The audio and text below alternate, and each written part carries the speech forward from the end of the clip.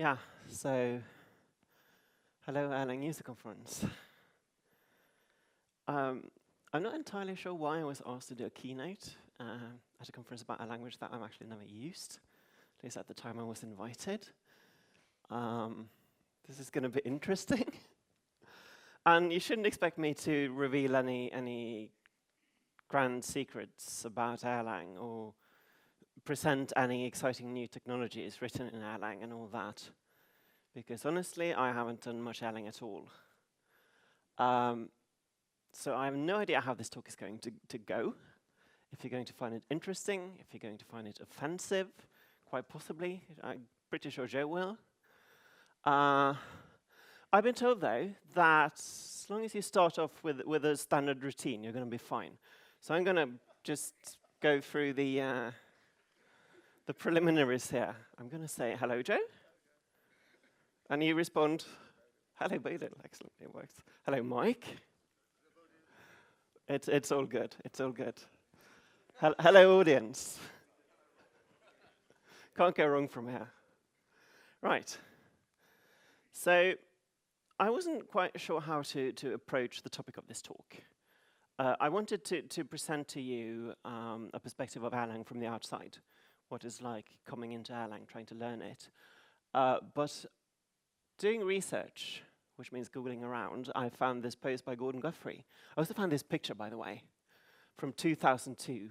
Gordon's political. And this is a picture from when he defected from Scottish Labour in 2002 to join the Scottish National Party. If you've been following UK politics, that's a very young Nicola Sturgeon over there, who's now the leader of the SNP. And there's our friend Gordon, well, 13 years ago. And he looks exactly the same. It's quite startling. Anyway, he asked this question: why isn't Erlang more popular? And I thought, yeah, that's an interesting approach to take. I'd like to actually examine the theories predominant in the Erlang community about why it's not more popular. And I'd like to offer some perspectives of my own. I'm going to be talking about what it was like for me learning the basics of Erlang. And at the end of it, I'm going to try and offer some opinions on how we can improve the situation, because we all know that Erlang isn't very popular. So what can we do to fix that? Anyway, the predominant theory is that kids today prefer Ruby and Node.js. This is... It seems like the Erlang community is hung up on why do young people today go to Ruby and Node.js. Actually, I don't think they do. Well, there's Node, but Ruby is sort of becoming an enterprise language almost. And the Ruby community is all abuzz about what's happening. Why isn't Ruby quite as popular anymore? Why aren't people doing more Rails? And they too have the same thing. They're going to opt for Node.js instead. So the Rubies are panicking about people defecting from Ruby to Node. And sadly, that's exactly what's going on.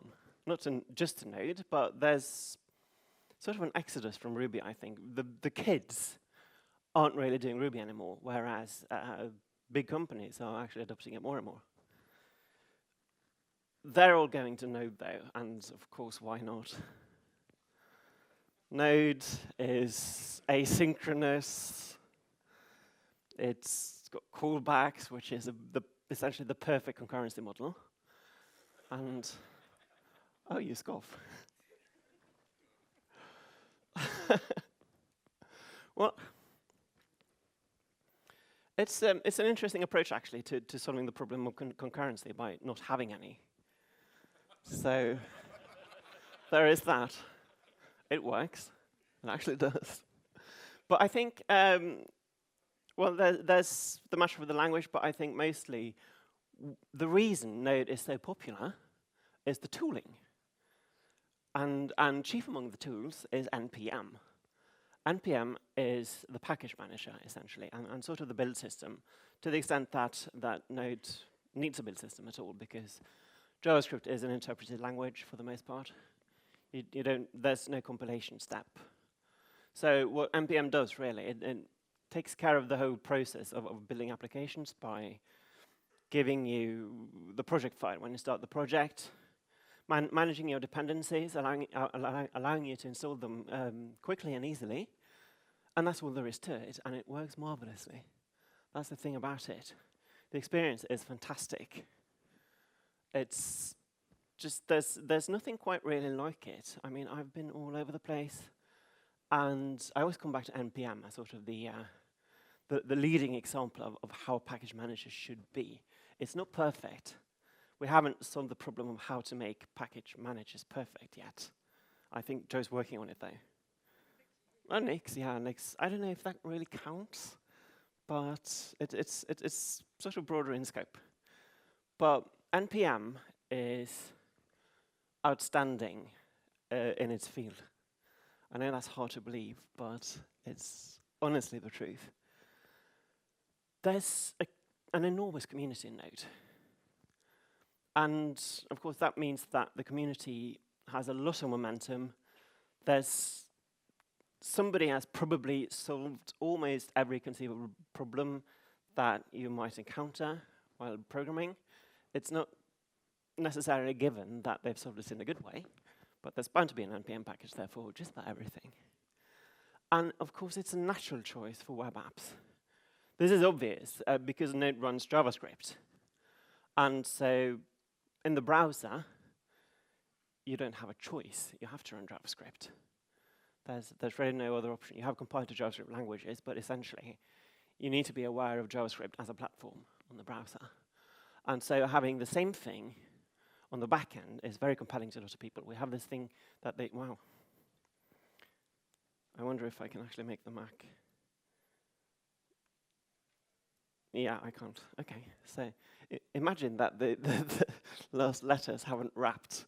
There's this thing called isomorphic JavaScript, which is it's a horrible expression. For one thing, you have to be isomorphic to something. Mathematicians go insane when the JavaScript community talk in this way. You can't use this expression. But what it means is essentially, isomorphic means that something is essentially similar to another thing. And what this is similar to is itself, essentially. You can reuse the code on the server and on the client. So I've seen a lot of products, a lot of languages trying to achieve this. Like you had Gwt for Java, I think was one of the first attempts at this. And you got a million projects in various languages to compile the server-side language into JavaScript now. You got ClojureScript, you got Scala.js, you got whatever. What I find in these cases, at least having done a bit of ClojureScript, is that there's not much code reuse between server and client. You might have something like form validation, but that's about it. In JavaScript, though, between Node and the browser, it's different, which surprised me. But nowadays, we build, for instance, we build applications using React.js, which is the cool new UI framework from Facebook, which runs marvelous in the browser, but you can also make it run on the server and thus pre-render your HTML. If, say, you are on a browser that doesn't support JavaScript, or if you're just in a slow connection, and you can even just have the client-side React component take over the bit that's been rendered on the server and carry on as if it were a single-page web app. It's actually quite ingenious. So there's a very compelling argument for Node right there, especially if you're writing web applications, of course. If you're writing highly concurrent data processing systems, maybe Node isn't so cool. But what's cool to kids today, speaking as a kid today, and don't ask how old I am, is web apps, obviously. It doesn't do concurrency nearly as well as Erlang, as I mentioned. I mean, technically, it doesn't really do concurrency at all. You can fire up multiple node processes, but and you can make them talk to each other. Usually, you'll use something like a message bus. So you can't scale Node apps, but it doesn't really have a very compelling concurrency model in that sense. But you know what? Nobody cares. They're writing web apps. Web apps are mostly just talking to databases. Databases might solve concurrency on their own, that's fine. But things usually just work. It's decent enough, you get the job done, and there's not much trouble doing it. And that's why people use Node.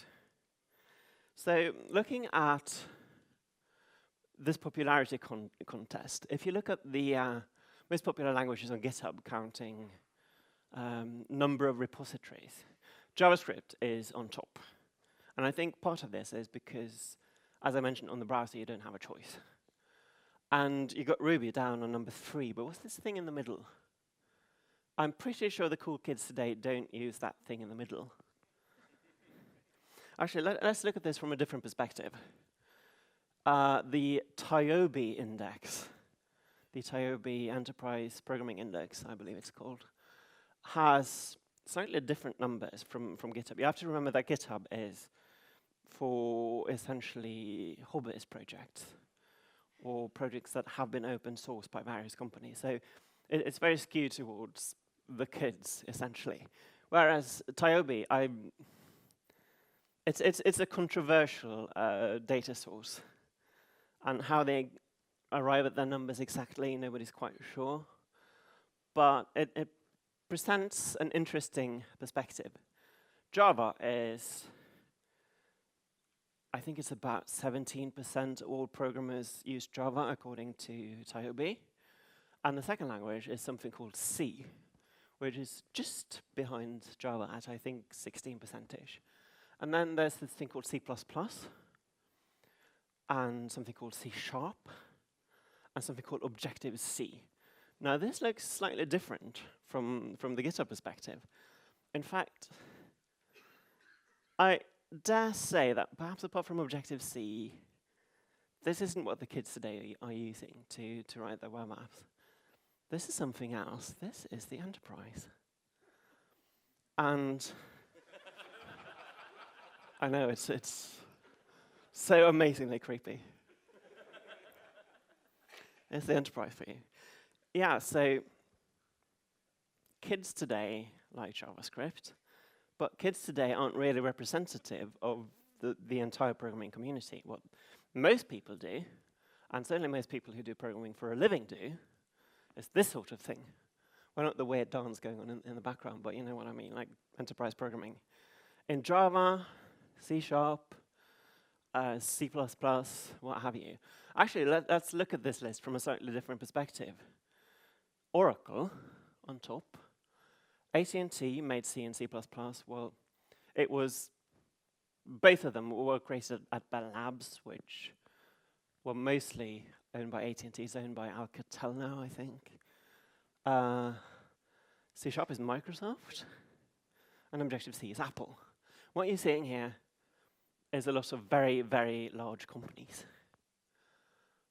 And I think that's the reason for their popularity. These big companies have been pushing these languages. Dijkstra, I have to have a Dijkstra quote in my talk. Dijkstra actually came right out and said it. Look, the only reason Java is popular is because Sun has been pushing for it. It's run an enormous advertising campaign to make Java popular. And essentially that nobody in their right minds will be using Java if not for this, as Dijkstra was wanted to say. So Erlang has a big company behind it, Ericsson, right? Well, the sad truth is that while Java was launched by Sun as a flagship product, Ericsson never really wanted Erlang in the first place. In fact, Ericsson banned Erlang. And that's, this talk got really dark suddenly. It's a depressing perspective. But it's not really all bad.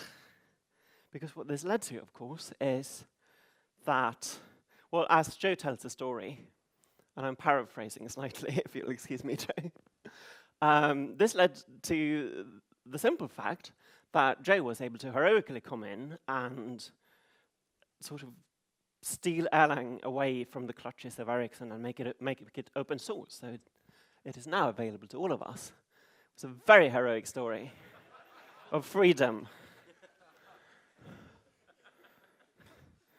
Sorry, I had to indulge myself in a Photoshop or two.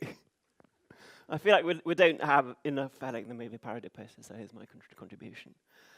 So on the bright side, Ericsson didn't want Erlang, essentially. But this led to the fact that Erlang is now available to everybody. And I think that's at least a huge bonus.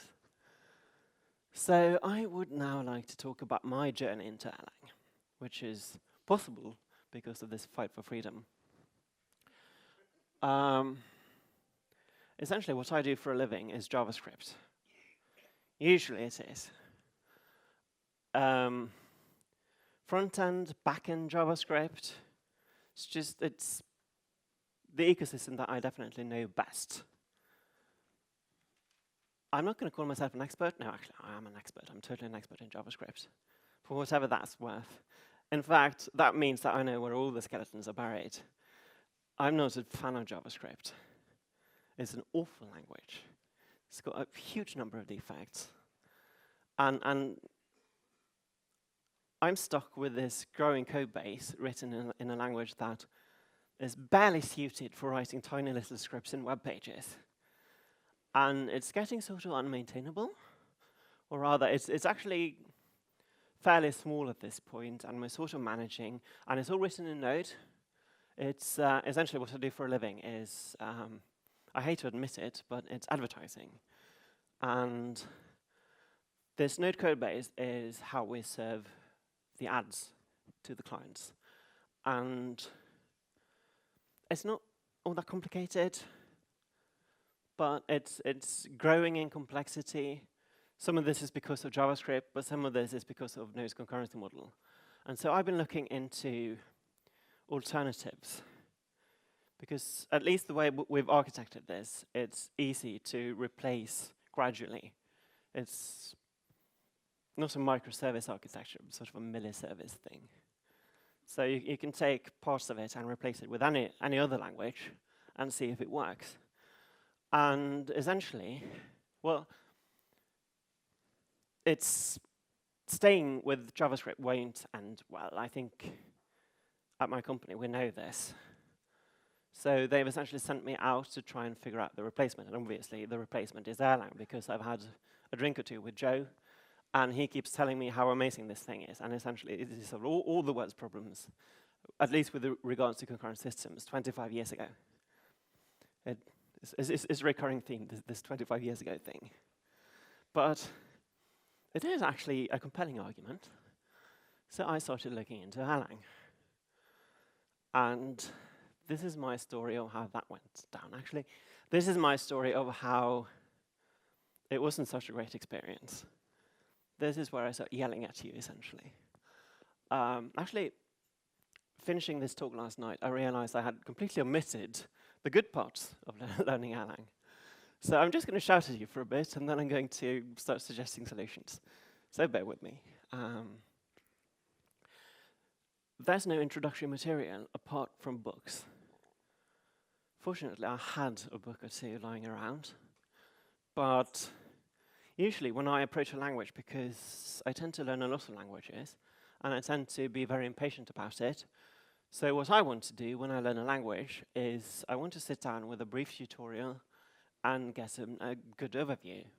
And then I like to go through like more or less a bullet point list of how to do things in terms of the language, if not the idiom.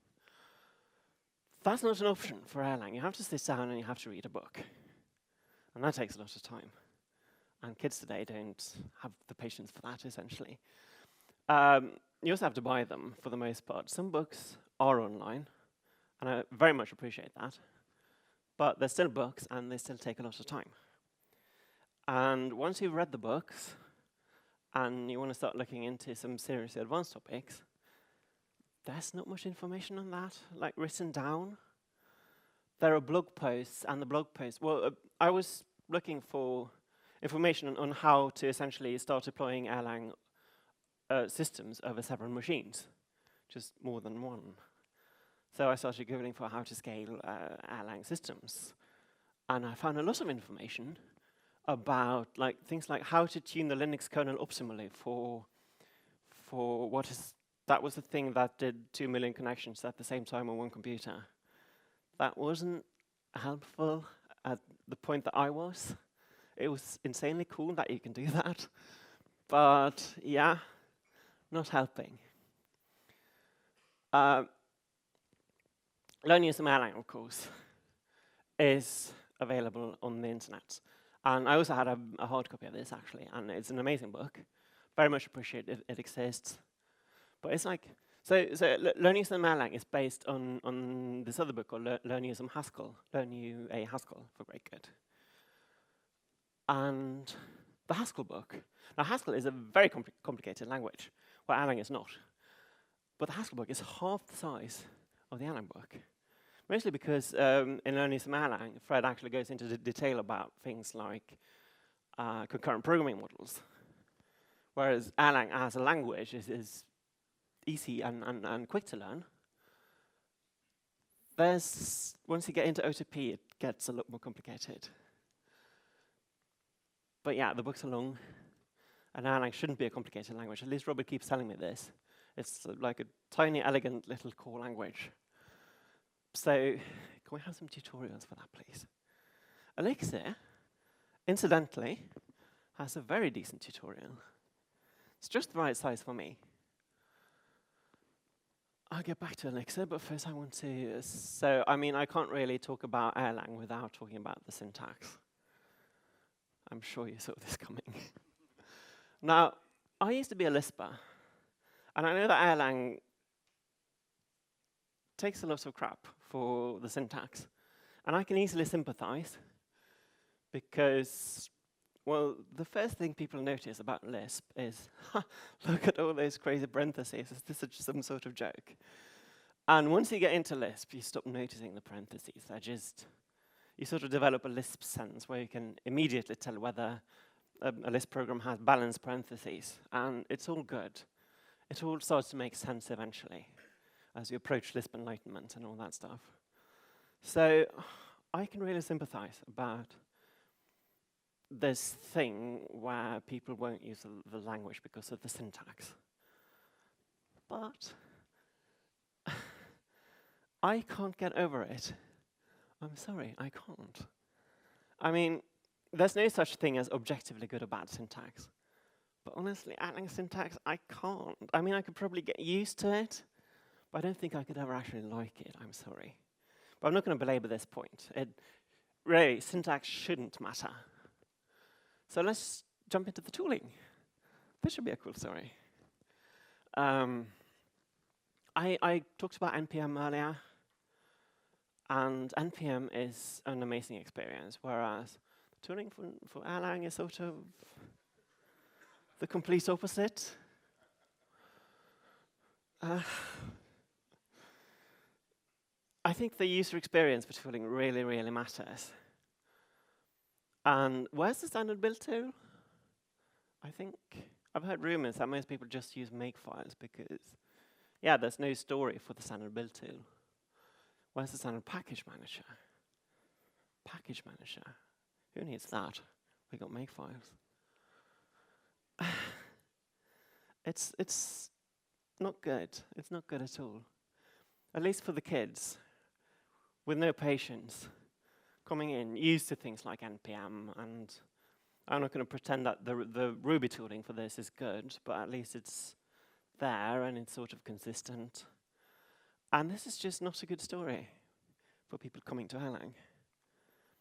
Makefiles aren't okay. Okay, well, actually, a good build system, I think, it should get you 95% of the way, or rather, for 95% of the things that you will need to do, a build system should just, a build tool, sorry, should just be there and do it for you. And for the rest of it, go ahead and use makefiles. I mean, in Node, when just using NPM isn't enough, they've created things like grunt and gulp and broccoli and God knows what else now, which are just insanely complicated, really, really poor versions of makefiles. And I think the Node community would benefit from learning about makefiles for those final 5%. But for the rest of it, we shouldn't need to bother with that sort of thing. I mean, makefiles in and of themselves are fine, but it leads to more horrible things than that.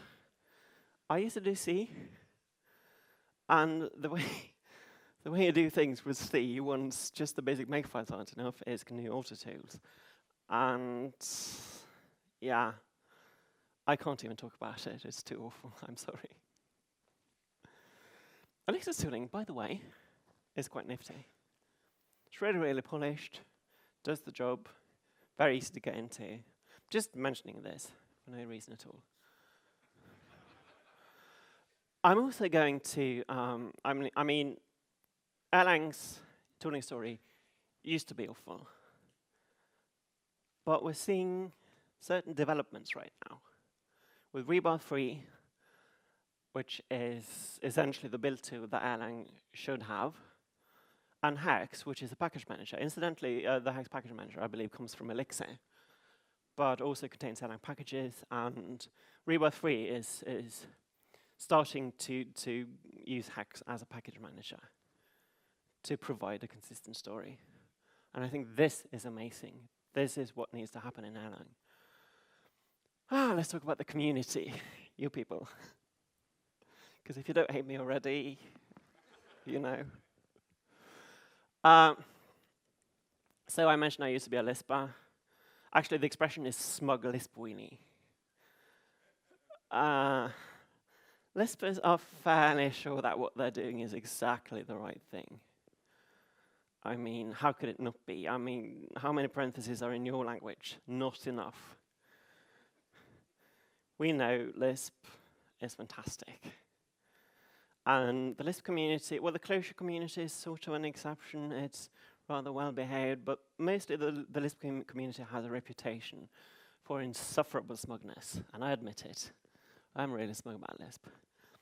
I'm also doing a lot of Haskell, and if you think smug Lisp weenies are smug, you have not seen smug Haskell weenies. They're absolutely insufferable. They don't just believe that what they're doing is the right thing. They are mathematical proof of it. Oh yeah. It's the Corey-Howard correspondence. You can't argue with that. If a Haskell program compiles, it is the correct program, provably, mathematically. It might not be the actual program that you needed to solve the problem at hand, but it will be correct. Yeah. I like Haskell. But, you know, Erlang sort of has the same problem.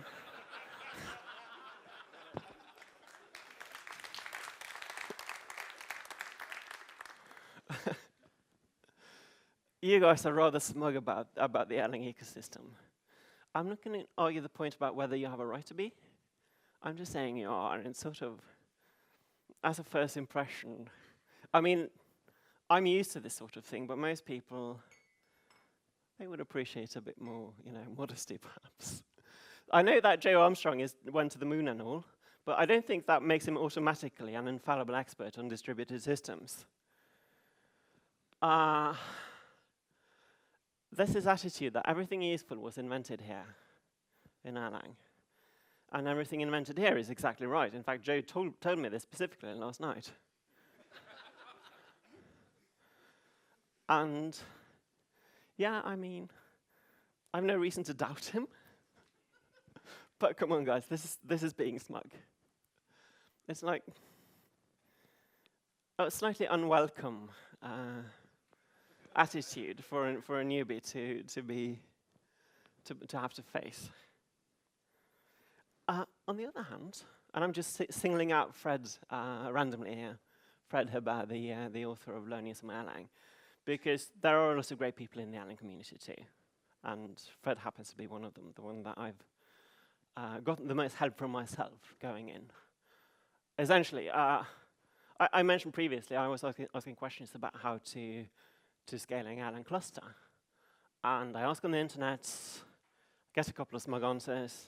Yeah, that's the wrong question to ask and all that. And then Fred just shows up and says, look, I wrote a book about it. Here's the link. That's amazing. So there are a lot of great people. I'm singling him out randomly. He deserves it. It's not all bad in there. But let's return to the question of why Erlang isn't more popular. And I'd actually like to ask, does that matter? Going back to my various perspective. As a Lisp weenie, why do you want to be popular anyway? Erlang gives you an edge. Just like Lisp gives everybody an obvious edge. Why do you want to share that? Why won't you just let that be your secret weapon? Just hold tight on all the amazing features of Erlang. Keep it sort of a secret and let the people who think Java is better make the stupid mistakes, while you sit there making money or whatever instead. I don't see the point of being popular if you can be successful instead. The Haskell weenies perspective. Of course, oh, that's Philip Wadler, by the way, hunting the great white monad. The Haskell weenies perspective is well, this is actually Haskell's official motto, I think. Avoid success at all costs. At least according to Simon Peyton-Jones, who should know, being sort of the leading light of Haskell. And what this means is if everyone uses it, you can't change anything. And Haskell's an academic language. Well, it's used in industry now. They're sort of failing at avoiding success. But it's essentially an academic language, and what that means is they would like to experiment with computer science on the language. And if everybody's using it, what happens when you want to make a breaking change to make part of the language better? People will start complaining because you broke their production systems, and that's not good at all. So avoid success at all costs, because that will make your language better. And more importantly, if everybody's using Haskell, what have you got to feel smug about? You can't sit there anymore and go, oh, you don't know what a co-free, co-mono, co-algebra is, you stupid person. If everybody knows what that is, there's no fun in that.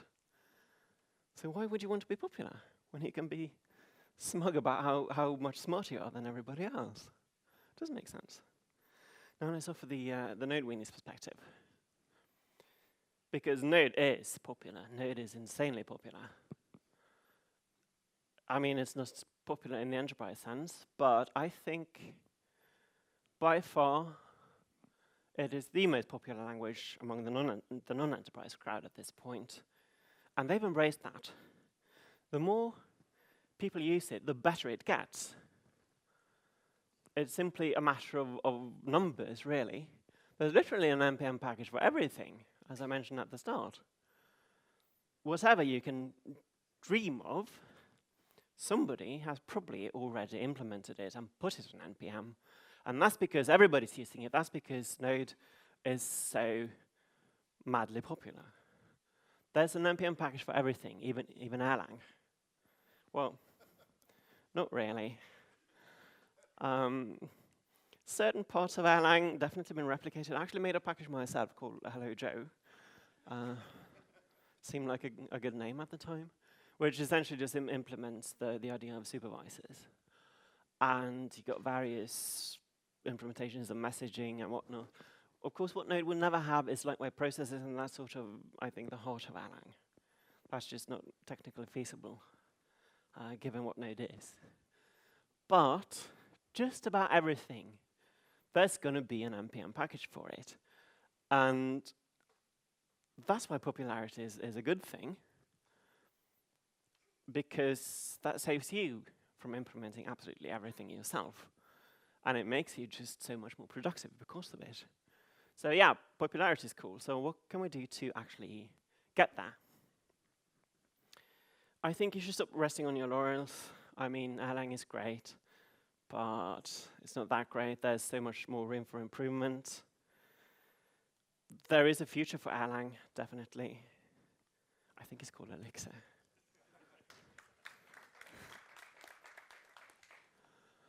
Elixir does everything right. The onboarding is perfect. You got these great tutorials, very well written, very readable, very concise. And it gets you started with Elixir in a matter of minutes. It's amazing. The tooling is modern. It does the job. No fuss. Not a steep learning curve at all. It even hides away the OTP bits, which are still quite nasty. You essentially get all the power of OTP and well, not none of the headache, but it certainly diminishes the headache that is there. It is a modern language with a modern workflow, and this, while Erlang has a lot of compelling arguments for itself as a language, I think it's sort of lagging behind the state of the art. Things like closure, for instance, which incidentally Elixir reminds me a lot of, the way you work with it. I think Elixir might be the way to go. I think there's a future for Erlang itself too, though, because Erlang remains the core that everything else is built on top of. You can't have Elixir without Erlang. And it's not like Erlang is an awful language. It certainly gets the job done. You have to struggle with the weird syntax, but that's fine. We can do that. But you have to step up your game. Seriously, Erlang, the way it's been going for the past 25 years, since all the problems of the world were solved with it, it's not been a huge success story. I know about WhatsApp, but that doesn't matter. If you don't step up your game, I'm afraid you're going to be the BCPL to Elixir C, essentially the precursor language that nobody remembers anymore. But I think you are stepping up your game. I think good things are happening in the Erlang community right now. I think you're all realizing what I've just been telling you for the past, good lord, 55 minutes. There's Rebel free. You need to embrace that. You need a compelling tooling story, honestly. Erlang itself is amazing, but it's not enough. Put everything in Hex, please. You need to have the package repository. You need to make all these dependencies easy to use. If you don't, people are just not going to be interested, I think. I think the future is going to look a lot different from the Erlang that you've been used to for the past 25 years. Whether it's Elixir or whether it's a modern Erlang, I think it's going to be amazing even so, though. Really. Whatever happens there, I think we're going to see a huge improvement, and I think we're going to see an upswing in the popularity of Erlang, at least as a platform, maybe even as a language. So we really did solve these problems 25 years ago. That's the thing. Erlang's concurrency model is amazing. It's the first thing that struck me when I started learning anything about Erlang, apart from the core language. These concurrency primitives, this concurrency model that they form, it's brilliant. It works.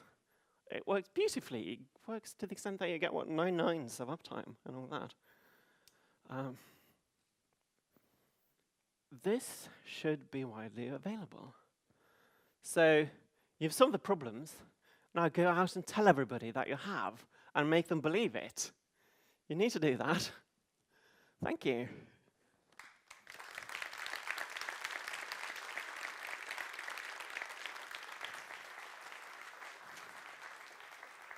I'm so glad the video worked at the end. Anyway, if you want to check out the slides, they're already online. I've actually been running them from this URL.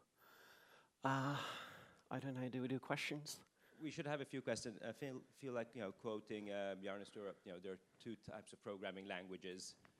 Those people complain about and those no one uses. So very true. Does anyone, this is a good insight and I think a good recap, and I agree to a lot of what you've been saying. I'm wondering if others have questions or thoughts they might want to contribute.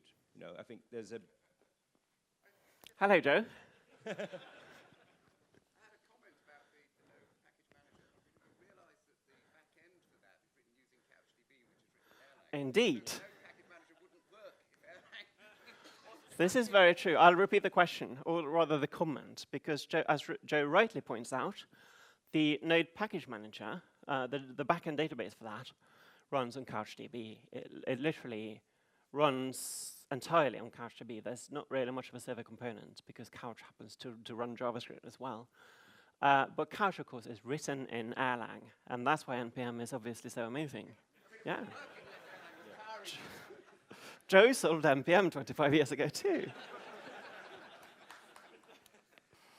There you go.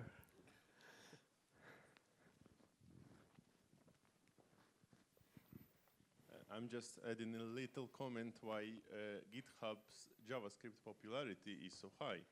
Because, for example, if you make a small web application, like few pages, a little Erlang script, and you include jQuery, and you include Amber or React, then you get 97% JavaScript and 3% Erlang. Exactly. I tried to point this out too. I mean, the reason there's so much JavaScript is because when you write a web application, there's going to be, whether you want to or not. So the actual popularity of JavaScript is probably slightly less, but it's still probably very, very large, even so. But yeah, people commit JavaScript that's been compiled to JavaScript languages. People commit things like jQuery dependencies. There's just a lot of JavaScript out there, and there's nothing we can do about it. This is true. But I still think it's more popular than Ruby, at least. Give me that. Thank you, Bodil. Yeah. Robert had a question. Yeah. One second. Okay, just a comment. For we who love parentheses, LFE. LFE. That gives you the best of both. Sorry, I Lisp forgot to and plug Erlang. LFE. Yeah. That's So it. if you like Erlang and you like parentheses, then obviously Robert's written this thing called Lisp Playable Erlang, which I feel like it's still Erlang, actually, even though it's very obviously also a Lisp. It's home iconic, it's got macros, it's got all you need from a Lisp, essentially. Even the smugness, yeah? Yeah. And you can combine that with Erlang smugness, and you're essentially all in. So check out LFE. Combine the best with the best. True. Is that it? Yeah, thanks, Bodil.